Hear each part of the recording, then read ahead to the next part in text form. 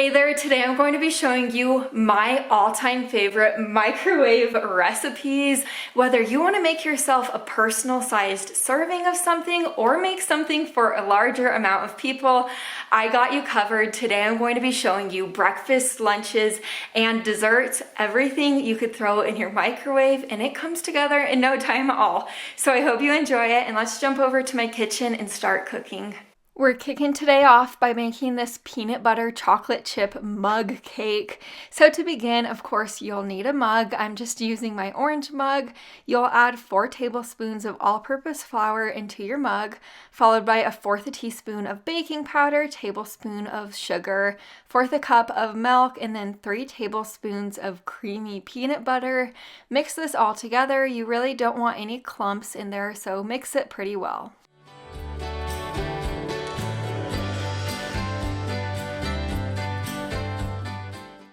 Now that our cake batter is super smooth, it's time to add in our chocolate chips.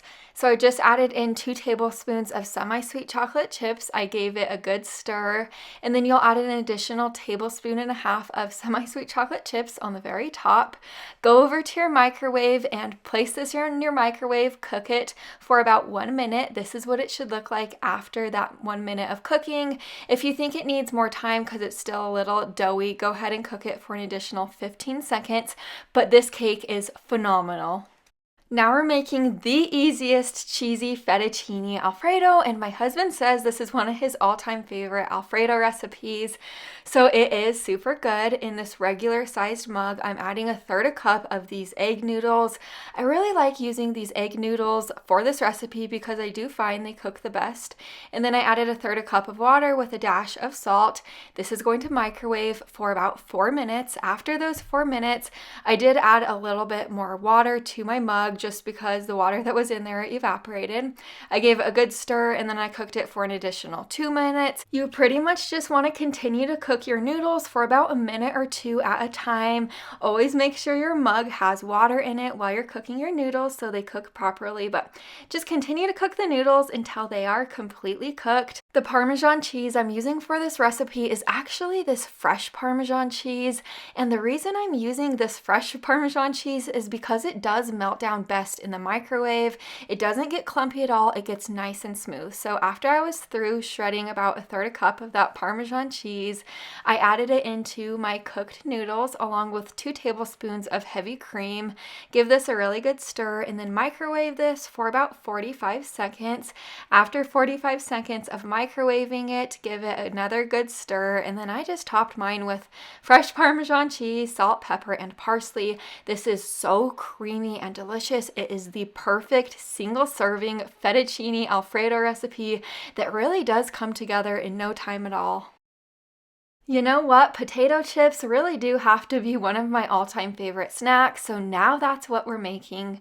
I have 1 golden potato right here, or you could use a russet potato. I'm slicing it into 1/8-inch slices just like this. Now that I have all of my potatoes thinly sliced, I'm placing them onto a paper towel and I'm going to pat them dry. Drying these potatoes will really help crisp them up in the end.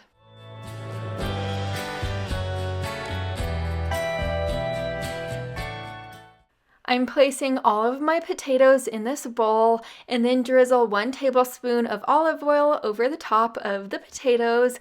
Coat the potatoes in the oil. I pulled a microwave safe plate out, and now you're going to drizzle it with about 1.5 tablespoons to 2 tablespoons of olive oil. Brush the oil on. This is going to help the potatoes so they don't stick to the plate. Now with the potatoes that we sliced, I'm just adding them on in a single layer. After you add all of your potatoes to the plate, sprinkle it with just a little bit of salt, and then this will go into a microwave for about 6 to 12 minutes or until they are crispy. It actually took me closer to the 12-minute side, but I just kept an eye on them. You kind of just want them to look brown like this. This is how you will know they are nice and crisp and ready to enjoy.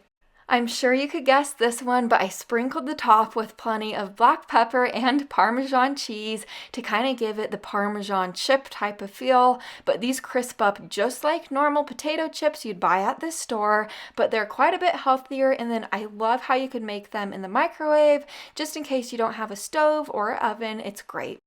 If you don't have a ton of time in the morning to make yourself breakfast, or you want to make yourself a really quick dinner, this omelet in a mug is the perfect recipe for you.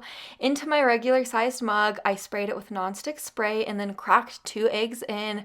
I whisked my eggs up. Next, you will season it with salt and pepper. You could also season it with any other seasonings you would like. For the toppings, I'm choosing to just use about 1/4 cup of chopped up spinach, 1 sliced green onion, and then a little bit of shredded Colby Jack cheese, but you could add in any toppings you would like, such as like mushrooms or bell pepper, really anything you would like, you could add it in.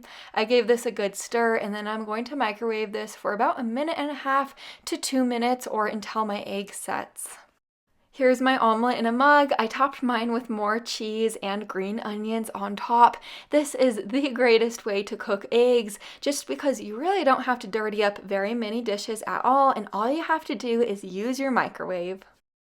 I grew up in a family of lovers of peanut brittle, so now we are making peanut brittle. I'm starting out by spraying my 1 cup measuring cup with a little bit of nonstick spray. This is going to help my corn syrup not stick to my measuring cup, just it will help clean up, be a little bit easier in the end. So I added a cup of that corn syrup to my microwave safe bowl with 2 cups of raw peanuts, 2 cups of sugar, and then a teaspoon of salt. Mix this all together and then place this in your microwave and cook it for 4 minutes.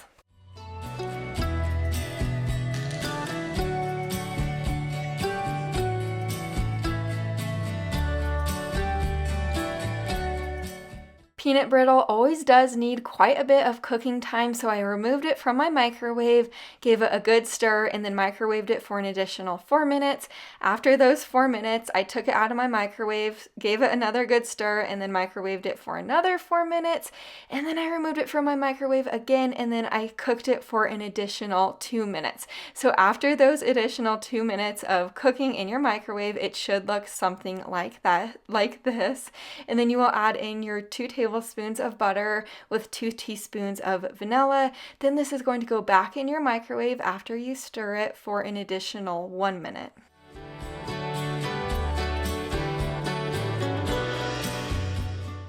Here it is after the final time of microwaving. You will be adding in your 1.5 teaspoons of baking soda. I do want to let you know, just keep an eye on it while it is microwaving because you don't want your brittle to burn. I do know that every microwave cooks a little bit differently. I'm just giving it a really good stir. You will notice it bubbling up at this point. Next thing you will do is pull out a sheet pan, line it with aluminum foil. I did spray my aluminum foil with a little bit of nonstick spray just to make sure this doesn't stick.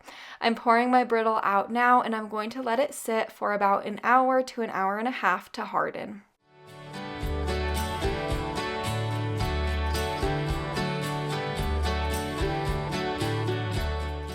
Now that my peanut brittle is no longer scorching hot and it has hardened, I broke it up into smaller pieces and then it's ready to serve. If you are a peanut brittle fan, I really think you'd enjoy the simplicity of this recipe.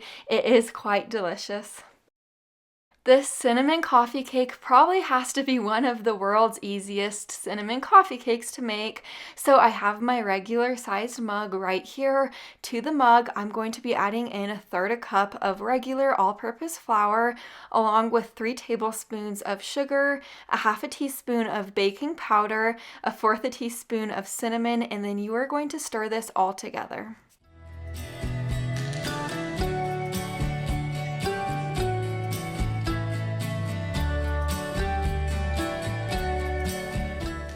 Now for the wet ingredients I'm adding in, it's just 1/4 cup of milk, 2 tablespoons of canola oil, or you could use vegetable oil, 1/4 teaspoon of vanilla extract, and then stir this all together. Again, this will microwave for just 1 minute.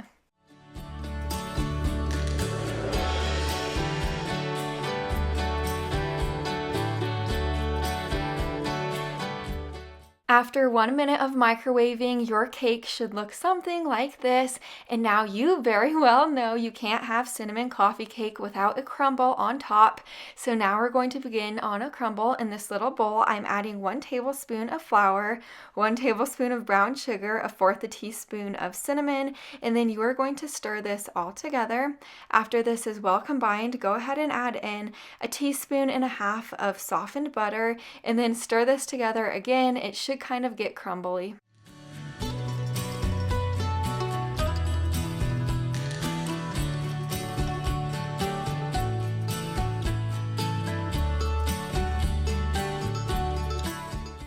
Now that my crumble mixture is on top of our cake, I'm going to place this back in my microwave to microwave for about 30 seconds. Here's my cinnamon coffee cake out of the microwave, and all I have to say about this is 2 words. Oh boy, this coffee cake is stunningly delicious. It really does taste like you have been working for hours and hours trying to make this, but you really haven't. Now we're making these seasoned potatoes. You're going to want to start with about 6 golden potatoes, or you could use red potatoes or russet potatoes, whatever your preference is. After I diced them into smaller pieces, I pulled out my microwave safe dish and I'm adding my potatoes in. You do need to add a liquid in with your potatoes, so I just added 1/2 cup of water. I'm placing parchment paper over the top. This is going to go in my microwave for about 10 minutes or until my potatoes are fork tender. If you do use russet potatoes, and of course depending on your microwave, it might take them a little bit longer to cook in there. Then I added 1/2 tablespoon of butter with 1/2 teaspoon of garlic salt. I let the butter melt down, and then I sprinkled Parmesan cheese over the top, fresh parsley, crushed red pepper flakes, and then pepper, and then I served it. This is the perfect side dish you could bring to a party or just make for yourself. I hope you found a recipe for yourself, and I have plenty more videos like this on my channel, so make sure you subscribe down below the video so you don't miss any more in the future. I'll see you in the next one. Bye for now.